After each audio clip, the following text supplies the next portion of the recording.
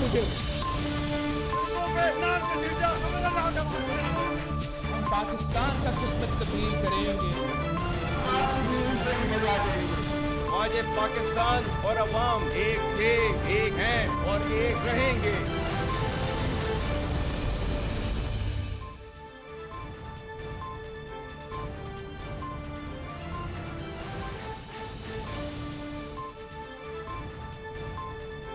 जी अस्सलाम वालेकुम। प्रोग्राम में आज दो तीन मुद्दात के हवाले से बात करेंगे। एक तो शहबाज शरीफ की काबीना, 19 रुकनी काबीना, पहले मरहले में उसने हलफ उठा लिया है और अपेरेंटली ये नाम देखे जाएं तो बावजूद इसके कि इसमें कुछ नाम नए हैं, कुछ नाम ऐसे हैं जो निगरान सेटअप से कंटिन्यू हुए हैं, कैरी ऑन हुए हैं। क्यों हुए हैं ये एक अलग सवाल है। नवाज शरीफ के करीबी नाम इस शहबाज शरीफ काबीना से दूर क्यों हैं, बल्कि इसमें से माइनस क्यों हैं, इस पर भी बात करेंगे, बट ये एक अलग सवाल है। लेकिन इस वक्त तक जो 19 नाम सामने आए हैं ये काबिल बासलाहियत और बड़े अहम नाम हैं और इनका मुख्तलिफ एक डाइवर्स पॉलिटिकल बैकग्राउंड भी है, अपने अपने शोबों के एक्सपर्ट्स भी हैं, क्योंकि इस वक्त तक जो चीज़ें सामने आ रही हैं मुमकिन तौर पे कि इनमें से किन किन वज़रा को कौन कौन से महकमे तफवीज़ किए जाएंगे। तो एक अच्छी काबीना, एक डाइवर्स काबीना शहबाज शरीफ ने इन प्लेस की है। लेकिन वही सवाल कि क्या ये काबीना PDM 2 की है या केयर टेकर की एक नई एक्सटेंशन है, इसमें नवाज शरीफ के करीबी नाम माइनस क्यों है, और सबसे अहम सवाल कि क्या ये काबीना डिलीवर कर पाएगी, 5 साल तक डिलीवर कर पाएगी या उससे पहले इसमें कोई तब्दीली हो सकती है। फिर दूसरा, मुस्लिम लीग नून ने एक तरह से वजाहत कर दी है या तस्दीक कर दी है कि उनके जो इकोनॉमिक पोस्टर बॉय हैं इसहाक डार, वो फाइनेंस मिनिस्टर नहीं होंगे। तो क्या वजह है कि जिनके नाम पे इलेक्शन कैंपेन चलाई वो हुकूमत में शामिल नहीं है या अपनी की मिनिस्ट्रीज में शामिल नहीं है। नवाज शरीफ के नाम पे मुस्लिम लीग नून ने वोट लिया लेकिन वज़ीर आज़म नहीं बन रहे, वो नहीं बने वो वज़ीर आज़म। इसहाक डार, इकोनॉमिक परफॉर्मेंस का उनका जो एक मामला है वो सेल आउट किया गया, लेकिन उसके बावजूद उनको फाइनेंस मिनिस्टर नहीं बनाया जा रहा, बावजूद इसके कि इसहाक डार मुस्लिम लीग नून के ओपनिंग बैट्समैन हैं, फाइनेंस के पोस्टर बॉय हैं इनके। तो ऐसी वजूहात क्यों हैं, इस पर प्रोग्राम में आगे चल के सवाल करेंगे। सबसे पहले प्रोग्राम की ओपनिंग करेंगे हम पाकिस्तान तहरीक इंसाफ के साथ, क्योंकि कल इतवार के दिन पूरे मुल्क में पाकिस्तान तहरीक इंसाफ ने एहतजाज किया और इस एहतजाज में उनकी गिरफ्तारियां भी हुई, पर्चे भी हुए, मुकदमे उनके ऊपर कटे।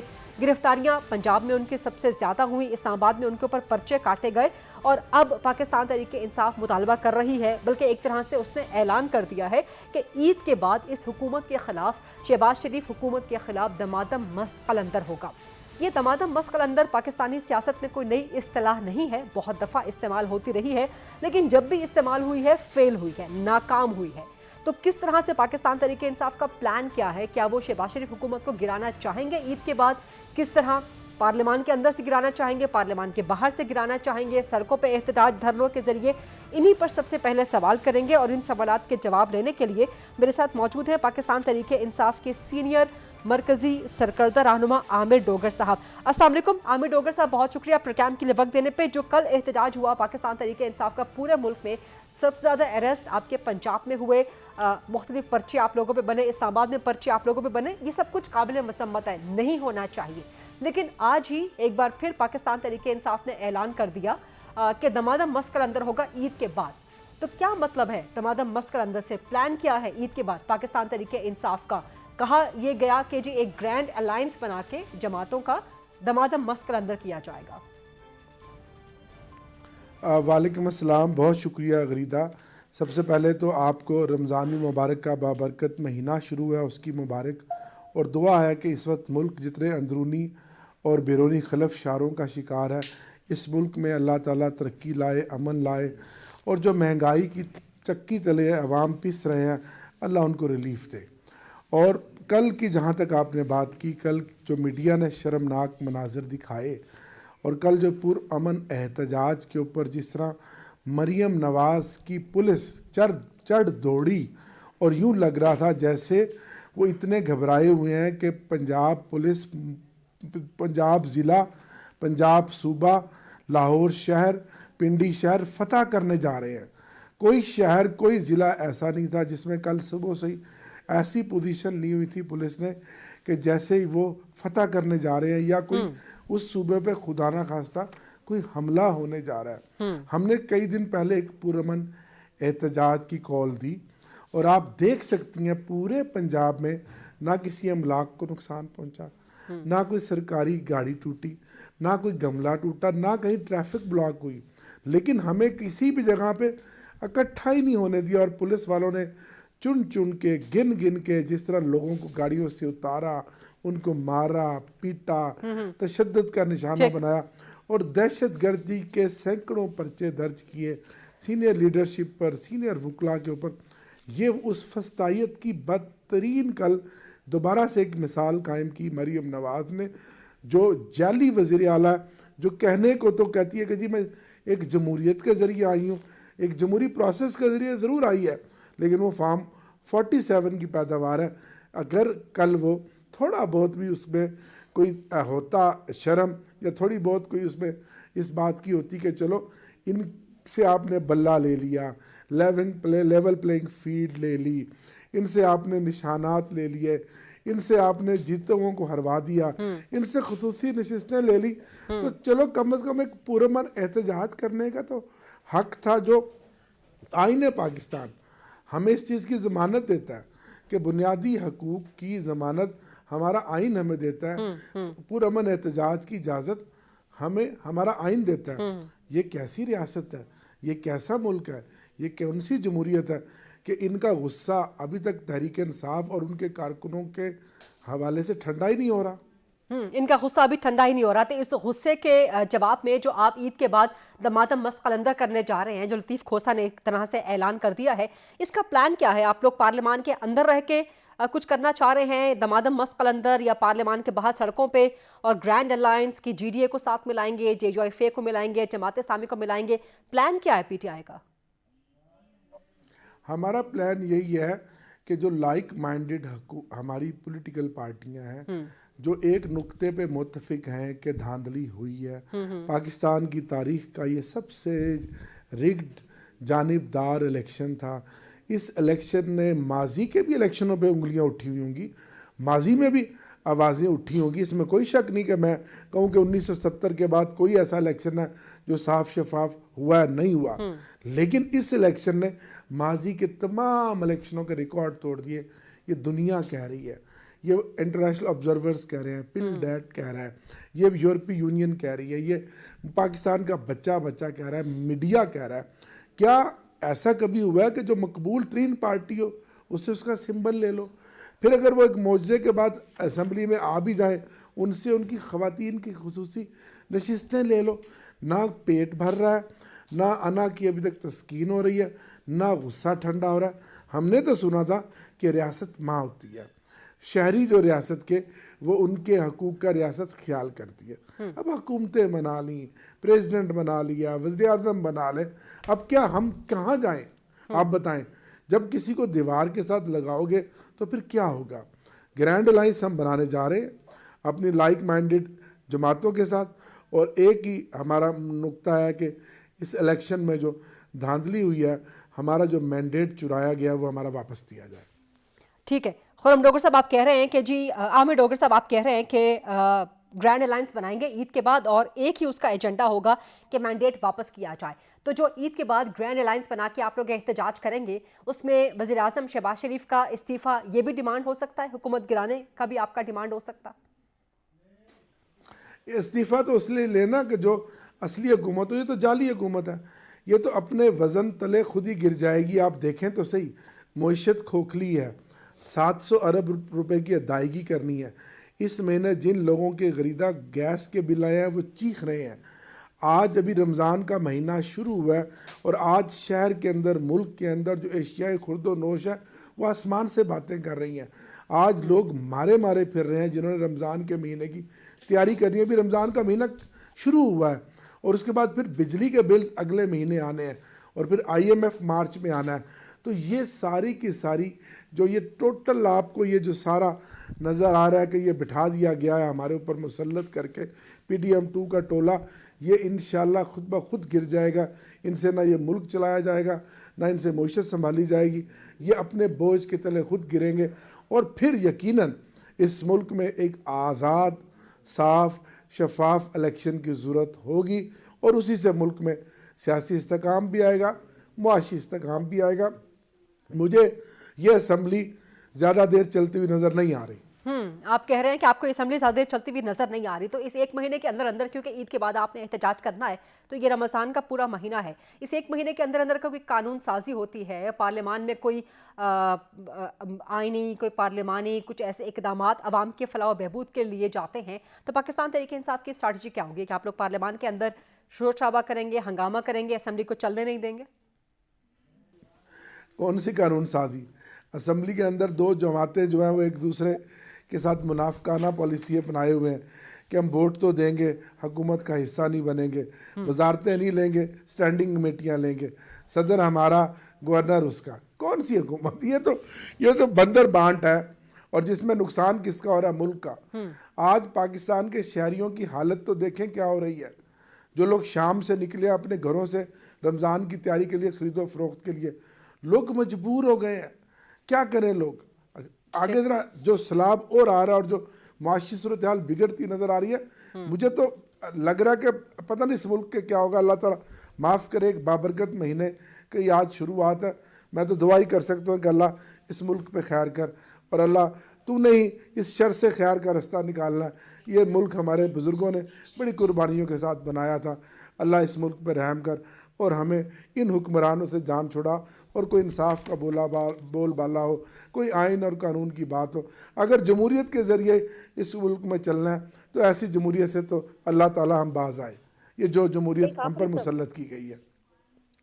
ठीक है, एक आखिरी सवाल आपसे आमिर डोगर साहब के, इसहाक डार को वजीर ख़जाना नहीं बनाया जा रहा है, बावजूद इसके कि वो मुस्लिम लीग नून के इकनॉमिक पोस्टर बॉय हैं, तो इसको आप किस तरह से देखते हैं? और जो टेक्नोक्रेट इस वक्त शामिल किए गए हैं हुकूमत में, क्या वो मईशत को चला पाएंगे? क्या पाकिस्तान तरीके इंसाफ, खासतौर पर अब IMF के पास भी जाना है इंस्टेंटली एंड इमीडिएटली, तो क्या पाकिस्तान तरीके इंसाफ IMF के लिए सपोर्ट करेगी मुल्क को?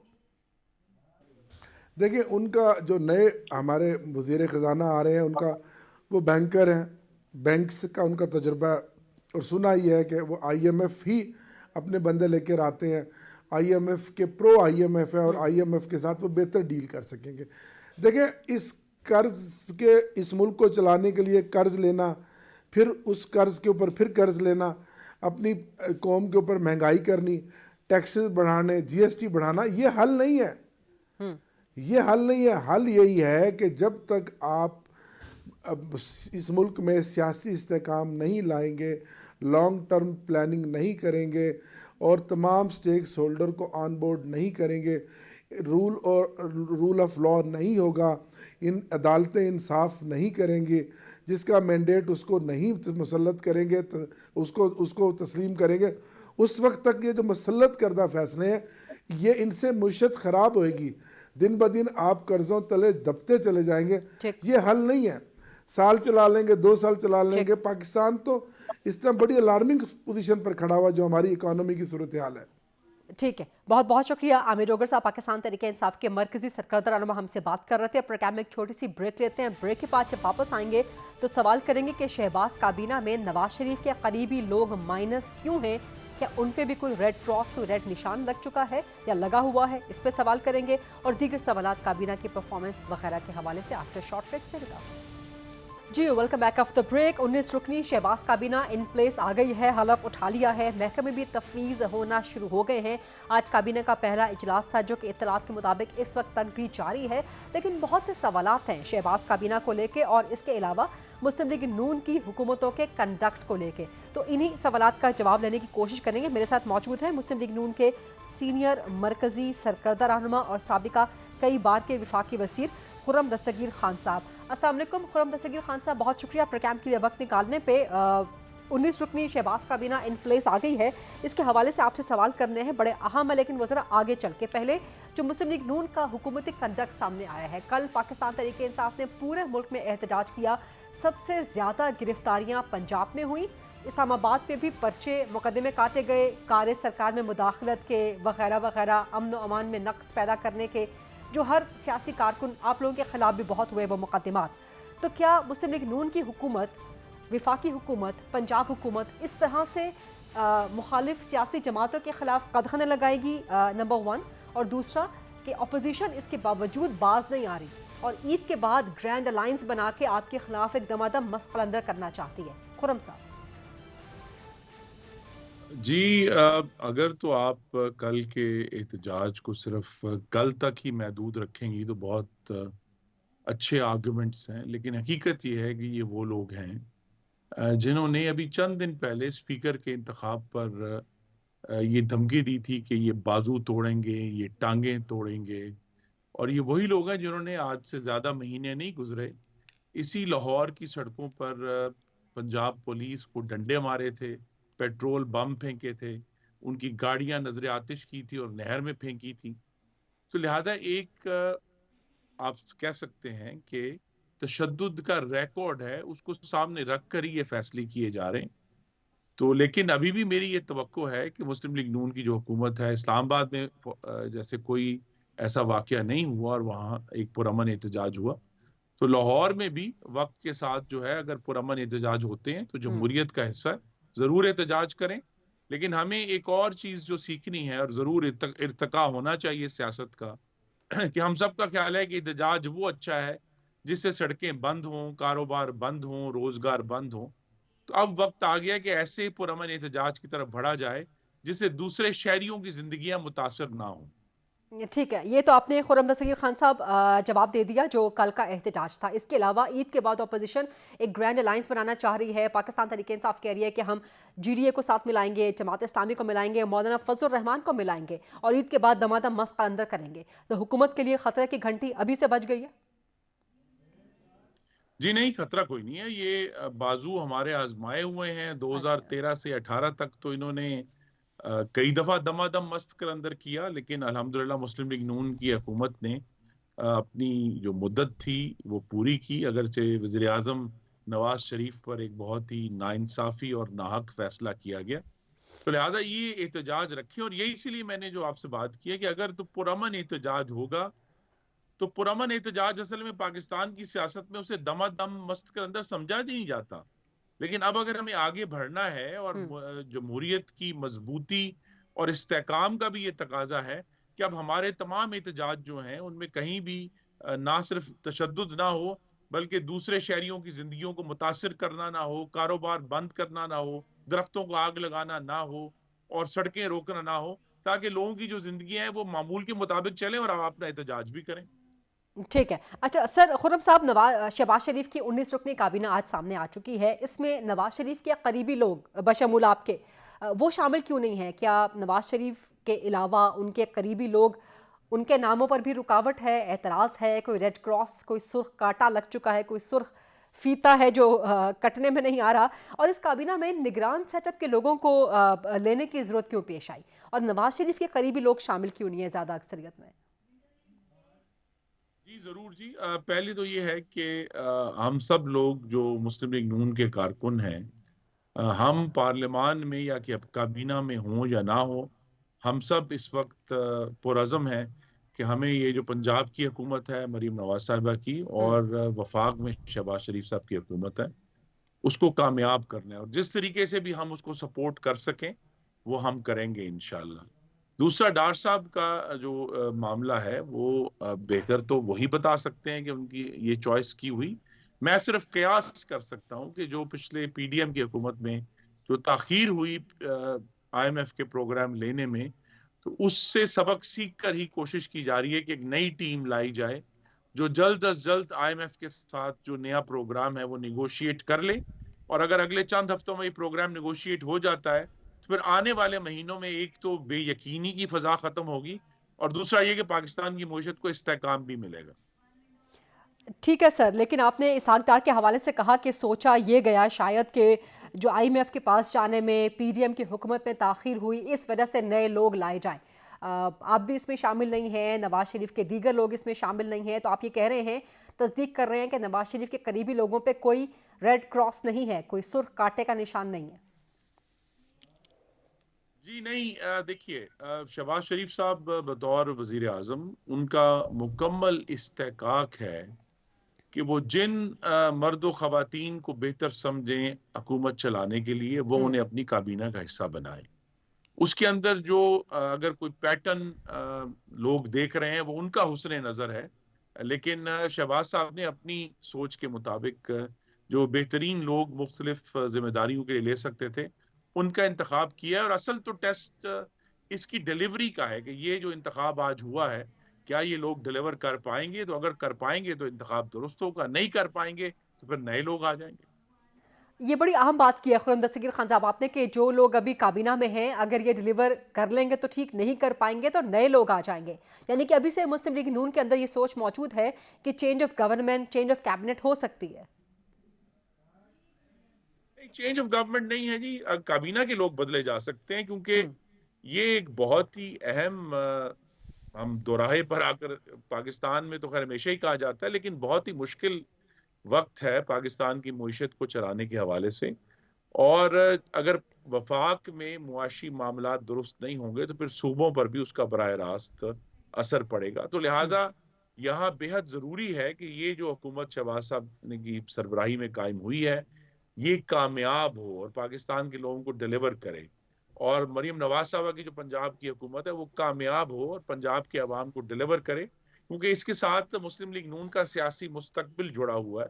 तो लिहाजा जहां जहां भी शहबाज साहब अपनी टीम में तब्दीलियां आने वाले महीनों में या सालों में करना चाहेंगे वो करेंगे। ठीक है खुर्रम साहब, एक आखिरी सवाल आपसे कि जिन नामों के ऊपर मुस्लिम लीग नून ने इलेक्शन कैंपेन चलाई वो अपनी जगह पे मौजूद नहीं है, वो उनकी मिनिस्ट्रीज में शामिल नहीं है। नवाज शरीफ के नाम पे election campaign, Nawaz Sharif is not the prime minister. Ishaq Dar आपके इकोनॉमिक पोस्टर बॉय, उनके नाम पे मईशत ठीक करने के दावे, लेकिन वो फाइनेंस मिनिस्ट्री में नहीं आ रहे। अगर इसहाक डार साहब फाइनली फाइनेंस मिनिस्ट्री को नहीं सरबराही करते तो जो नाम इस वक्त सामने आए हैं टेक्नोक्रेट नाम, आप समझते हैं कि वो डिलीवर कर पाएंगे? क्योंकि आप लोगों ने मईशत को ठीक करने के दावे पे और इसी कैंपेन के ऊपर आप लोगों ने हुकूमत ली है। जी, ये पहले भी हुकूमतों में हो चुका है और ये दो साथ जुड़े चैलेंज हैं कि फौरी तौर पर एक तो वो फाश गलती जो पीटीआई ने की थी वो नहीं करेंगे कि जी इंतजार करें 9 महीने की बेयकीनी रहे, वो नहीं करेंगे। फौरी तौर पर आईएमएफ से एक जो स्टैंड बाय एग्रीमेंट है वो हासिल करके तो फिर उसके आगे जो है, जो नेक्स्ट चैलेंज है जो कि गालिबन 1 साल बाद शुरू होगा, और वो ये है कि हमें पाकिस्तान में इकोनॉमिक ग्रोथ लेकर आनी है, हमें पाकिस्तान में नया रोजगार पैदा करना है और पाकिस्तान की जो मईशत है और ज़राअत है उसमें जदीदियत लेकर आनी है, उसे 21वीं सदी की तरफ मोड़ना है। लेकिन फौरी तौर पर तो स्टेबलाइजेशन का चैलेंज है, इसीलिए ये टीम जो है इसका इंतखाब किया गया है। ठीक है, बहुत बहुत शुक्रिया खुर्रम दस्तगीर खान साहब प्रोग्राम में आज बात करने के लिए। एक छोटी सी ब्रेक लेते हैं, ब्रेक के बाद जब वापस आएंगे तो पाकिस्तान पीपल्स पार्टी से सवाल करेंगे कि वो शराकत दार तो है इक़्तिदार में, आईनी ओहदे भी वो रख रही है, लेकिन अंजाम की जिम्मेदार नहीं है, इस हुकूमत के नताइज की जिम्मेदार नहीं है, ऐसा क्यों? पीपल्स पार्टी से सवाल करेंगे after short break. Stay with us. जी, welcome back after the break. और अब बात करेंगे पीपल्स पार्टी से। शहबाज काबीना, नई काबीना इस मुल्क की इन प्लेस आ गई है 19 रुकनी, इसमें पीपल्स पार्टी शामिल नहीं है, बावजूद इसके कि मुस्लिम लीग नून की शदीद ख्वाहिश थी कि पाकिस्तान पीपल्स पार्टी को काबीना का हिस्सा बनाया जाए। सो मच सो कि शहबाज शरीफ की रिपोर्टेडली ये ख्वाहिश भी सामने आ रही थी कि आसिफ अली ज़रदारी के सदर बनने के बाद उनसे दोबारा बात की जाए। कहा यह जा रहा है कि ये पहले मरहले की काबीना है 19 रुकनी, इसके बाद इसमें तौसी हो सकती है। क्या तौसी में पीपल्स पार्टी शामिल होगी? इस समय और दीगर कई सवालात के जवाब लेने के लिए चलते हैं। मेरे साथ मौजूद हैं पाकिस्तान पीपल्स पार्टी के सीनियर मरकज़ी सरकर्दा रहनुमा और साबिका कई बार के विफाकी वज़ीर सैयद नवीद कमर साहब। अस्सलाम वालेकुम सैयद नवीद कमर साहब, बहुत शुक्रिया प्रोग्राम के लिए वक्त देने पे। अभी 19 रुकनी काबीना शहबाज शरीफ की reportedly for the first phase in place आ गई है। शहबाज शरीफ की, नवाज शरीफ की और कई और जगह पर भी यह ख्वाहिश रही कि पीपल्स पार्टी काबीना का शामिल हिस्सा हो जाए। तौसी अगर होती है तो किसी स्टेज पे पीपल्स पार्टी अपने इस फैसले पे नजरसानी कर सकती है, रिव्यू कर सकती है, काबीना का हिस्सा बन सकती है? बिस्मिल्लाहिर्रहमानिर्रहीम Gharida, thank you for calling me. यहाँ हमारी जो सीसी का आखिरी फैसला है वो ये था कि हम हुकूमत के लिए वोट करेंगे ताकि ये पार्लियामेंट भी और ये सिलसिला जो शुरू हुआ है वो कंटिन्यू करता रहे और उनको सपोर्ट जहाँ जहाँ भी ज़रूरत होगी वो देंगे। लेकिन काबीना का हिस्सा इसलिए नहीं बनेंगे कि जो बर्डन है ऑफ कोलिशन वो ना आए और शहबाज शरीफ साहब जो हुकूमत बनाएं वो उसमें उनके पास फ्लेक्सिबिलिटी हो कि with in his own party और थोड़े से एलाइज के साथ वो ठीक। प्राइमरली एक पीएमएलएन की गवर्नमेंट बनाएं और अपनी आइडियाज और अपनी जो मैनिफेस्टो के मुताबिक इस सिस्टम को चलाएं। ऑब्वियसली कम से कम ये पहला फेज जो अब से लेके बजट तक का है वो तो इसी तरह से चलेगा। आई डोंट थिंक इवन शायद एक्सपेंशन भी ना हो उससे पहले। और क्योंकि एक बड़े मुश्किल मराइल हैं, पहले जो इकोनॉमिक स्टेबिलिटी लानी है, नया आईएमएफ प्रोग्राम निगोशिएट करना है, सो काफी सारे मरहले इसमें बीच में आएंगे। एंड जैसे कि हमने ये कमिट किया है कि हम आपकी हुकूमत गिरने नहीं देंगे। और जहाँ की पॉलिसी एरियाज हैं, मसलन बजट है, तो हम आपको सपोर्ट करते रहेंगे। लेकिन हमारी एक अलग एंटिटी है और हम इस पर से कैबिनेट का हिस्सा नहीं बनेंगे। ये बड़ी कंफ्यूजिंग सूरत हाल लगती है। ये सवालात आपसे इलेक्शन से पहले भी होते रहे, अब हुकूमत फॉर्मेशन के बाद भी हो रहे हैं, लेकिन अब चूंकि सिनेरियो डेवलप हो चुका है मजीद कि पीपल्स पार्टी इक़्तिदार में एक तरह से शराकतदार तो है। ज़रदारी साहब सदर हैं, पंजाब में गवर्नर आपके होने जा रहे हैं, केपी में गवर्नर आपके होने जा रहे हैं, बलूचिस्तान में हुकूमत आपकी है। तो एक ओवरऑल विफाक के साथ आप इक़्तिदार में शराकतदार तो हैं, लेकिन विफाकी हुकूमत को कोई नताइज अगर भुगतने पड़ते हैं तो उसके जिम्मेदार पीपल्स पार्टी नहीं होगी। देखिए, अगर आप सिर्फ पार्शियल उसकी बात कर रहे हैं तो ऐसे तो पीटीआई भी शामिल इक़्तिदार है, क्योंकि केपी में उनकी हुकूमत है। तो अगर सिंध और बलूचिस्तान में हमारी हुकूमत है तो दैट्स ऑन द बेसिस के जो इलेक्शन नहीं सर, ये कंपैरिजन बनता नहीं है ना, क्योंकि पाकिस्तान तहरीक इंसाफ ऑपोजिशन में they are not sitting on the treasury benches, you are sitting on the treasury benches. लेकिन जो प्रेसिडेंट ऑफ पाकिस्तान होता है या गवर्नर किसी भी सूबे का होता है, वो एग्जीक्यूटिव का हिस्सा नहीं होता। वो स्टेट पोजीशन जरूर होती है, लेकिन he is not a policy maker और इम्प्लीमेंटर। तो उस लिहाज से पोजीशन से रखना, क्योंकि हर पार्टी जो इलेक्शन में लड़ती है वो किसी न किसी अपनी पॉलिटिकल पोजीशंस को जो है मैक्सिमाइज करती है। लेकिन हुकूमत में जाना बिल्कुल एक अलग इशू होता है। हम हुकूमत में हैं सिंध में, हम हुकूमत में हैं बलूचिस्तान में, बट बियॉन्ड दैट हम हुकूमत में नहीं है। We have state positions but nothing beyond that. लेकिन कौमी असेंबली में भी ट्रेजरी बेंचेस पे बैठे हुए हैं, तो या तो on a lighter note assembly में कोई न्यू बेंचेस मुतारिफ करवा दिए जाएं कि in between benches, treasury benches, opposition benches and in between benches. नहीं, ऐसे नहीं होता। पार्लियामेंट में आप हमेशा जो है आप देखते हैं कि गवर्नमेंट होती है, अपोजिशन भी होती है, और other than government and opposition भी होता है। कोई नई बात नहीं है। इंडिपेंडेंट्स भी होते हैं, वो हमेशा अलग बैठते हैं। आप या तो ज्वाइन कर लें गवर्नमेंट को, या नहीं ज्वाइन करते और इंडिपेंडेंटली बैठते हैं। और पीपल्स पार्टी भी अलग सीटों पर बैठेगी। We were already applied to have separate seats given to us. तो उस लिहाज से नहीं, हम हुकूमत के साथ जरूर बैठें क्योंकि हम उनके साथ वोट कर रहे हैं। हाँ। लेकिन बियॉन्ड दैट नहीं, हमारा अपना तशव्वुस। अच्छा, आपने कहा है कि पीपल्स पार्टी ने अप्लाई कर दिया है, सो अलग सीटों के लिए तो ट्रेजरी बेंचेस पे नहीं बैठेंगे आप लोग? नहीं, हम ट्रेजरी साइड पे फिलहाल जरूर बैठे हुए हैं, लेकिन as a separate entity, not as part of the coalition government. ठीक है, आपने ये कह दिया कि हुकूमत कम से कम गिरने नहीं देंगे, क्योंकि पाकिस्तान तहरीक इंसाफ ने ऐलान कर दिया कि ईद के बाद एक ग्रैंड अलायंस बनाएंगे जिसमें जमात इस्लामी को शामिल करेंगे, जीडीए को शामिल करेंगे, मौलाना को शामिल करेंगे और दमादम मस्त कलंदर करेंगे। वो कह रहे हैं कि हम पार्लियामान भी नहीं चलने देंगे।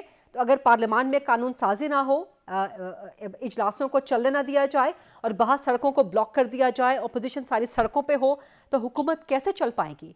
मुश्किल मुझे तो लगता है कि पीटीआई शायद अभी तक वो जो एजिटेशनल मोड, अनफॉर्चुनेटली जब ये हुकूमत में थे तब भी एजिटेशनल मोड में ही थे।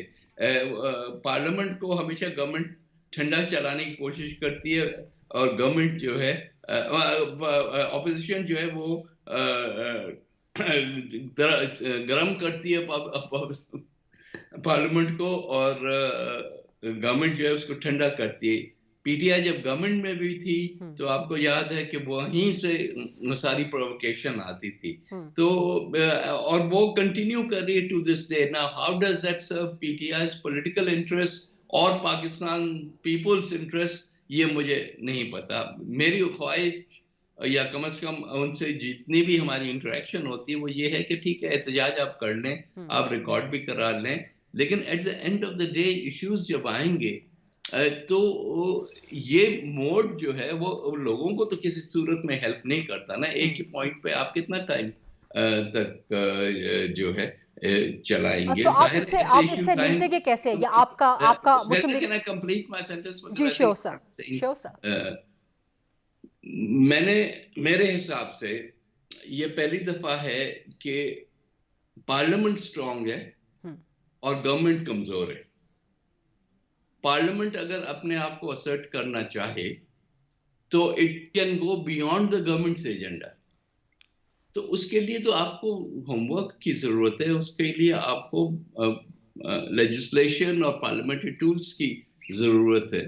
तो सिर्फ एजुकेशनल मोड और शोर शराबा करके और ये दिखाना कि हम नहीं एक्सेप्ट करते, परहैप्स एक तरीके से वो अपने पॉलिटिकल नैरेटिव को तो जिंदा रख रहे हैं, लेकिन लॉन्ग टर्म में मेरा ख्याल है कि they will have to change gears and go to a more constructive role. आपने बड़ी अहम बात की है कि पार्लियामान मजबूत है, हुकूमत कमजोर है। हुकूमत किस तरह से कमजोर है? आप एडमिट कर रहे हैं कि ये कमजोर हुकूमत है? नहीं, कमजोर इन द सेंस के अगर पार्लियामान न चाहे कोई भी पॉलिसी और लेजिस्लेशन करना तो इट्स पॉसिबल कि गवर्नमेंट के कोशिश के बावजूद वो ना हो। नॉर्मल पार्लियामेंट्स में भी कभी कभी ये जरूर होता है कि पार्लियामेंट असर्ट करती है और गवर्नमेंट का एजेंडा नहीं चलता उतने हद तक, पर वो बड़ा रेयर होता है। इसमें क्योंकि नंबर्स गेम इस तरह से है कि this can happen more often than not. So जब तक के सारे लोगों को गवर्नमेंट साथ नहीं लेके चलेगी और उनका इनपुट नहीं होगा पॉलिसीज में, लेजिस्लेशन में वगैरह, तब तक ये चीजें हो नहीं सकेंगी। ठीक है, एक आखिरी सवाल आपसे आसिफा जरदारी के बारे में है कि उनको फर्स्ट लेडी डिक्लेयर किया जाएगा। पीपल्स पार्टी ने इस हवाले से फैसला कर लिया है क्योंकि बख्तावर साहिबा ने भी ट्वीट किया, पीपल्स पार्टी के ऑफिशियल अकाउंट से भी ट्वीट हुआ। तो would Asifa Zardari be the first lady as the daughter, और ये पाकिस्तान में पहली बार होगा? नहीं, पहली चीज तो ये कि पाकिस्तान पहली बार नहीं होगा। तो एज सच फर्स्ट लेडी की कोई कॉन्स्टिट्यूशनल पोजीशन या लीगल पोजीशन नहीं होती, लेकिन एक ऑनरिफिक चीज होती है। जाहिर है कि कोई बाहर से अगर हेड ऑफ स्टेट आता है और he is accompanied by spouse for example, तो यहाँ भी एक काउंटर पार्ट होना चाहिए। पाकिस्तान में जैसे आपको याद होगा कि अयूब खान साहब जब होते थे तो उनकी भी बेटी बेगम नसीम औरंगजेब जो थी बाहर जाते थे, तब भी she would accompany president Ayub, और यहाँ पे भी। So it's not something without president. अब किस तरह से उसको मैनिफेस्ट किया जाता है वो जैसे ही कोई फॉर्मल इसकी नोटिफिकेशन आएगी उसके बाद ही ये कह सकते हैं। तो आसिफा भुट्टो सरदारी अगर फर्स्ट लेडी बना दी जाती हैं तो इसका मतलब है कि फिर वो कौमी असेंबली का इलेक्शन नहीं लड़ेंगी? नहीं, नॉट नेसेसरली। आई थिंक ये क्लैरिटी आ जाएगी एक दफा सब चीजें सामने आ जाएं तो। ठीक है, बहुत बहुत शुक्रिया सैयद नवीद कमर साहब प्रोग्राम में गुफ्तगू करने के लिए। ये था आज का programme. I'll see you tomorrow इंशाल्लाह at 8 o'clock on GTV। अल्लाह हाफ़िज़।